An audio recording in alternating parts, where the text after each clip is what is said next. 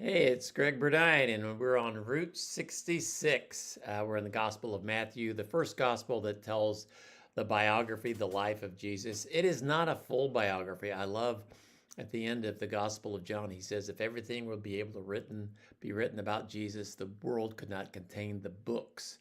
And surely there have been a lot of books that have been written about Jesus, but these are the four inspired writings of the gospel writers, of the people that knew Jesus best.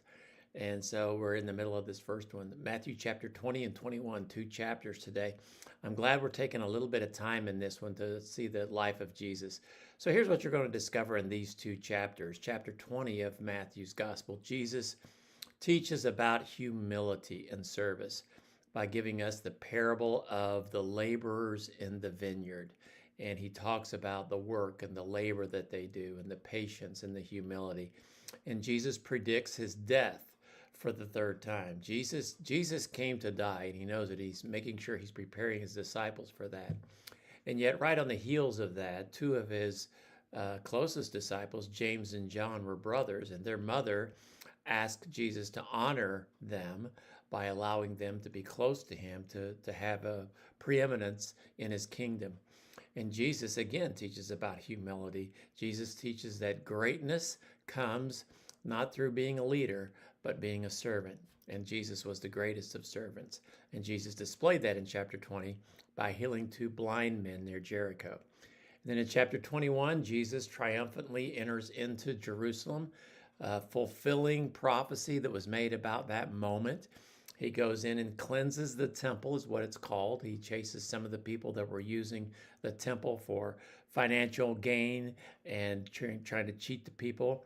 He chases them out, curses a barren fig tree, and showing that it had leaves, but it had no fruit, talking about the bad part about not having godly fruit. And he teaches a parable exposing Israel's rejection of him with two sons. One, did the right thing and came and repented, and one didn't.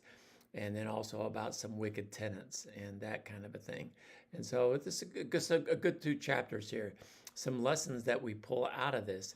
One lesson, true greatness comes through serving others.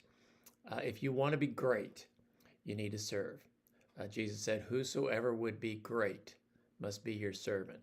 Second lesson, Jesus expects fruit from his followers.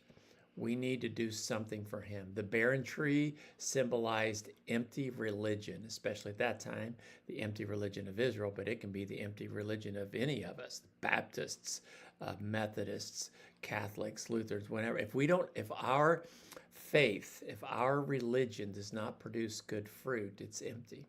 And then the third lesson is God's kingdom belongs to those who respond to him in faith, not just tradition or position. That's what the kingdom of God is. It is not a group, a sect. It's not a doctrinal belief.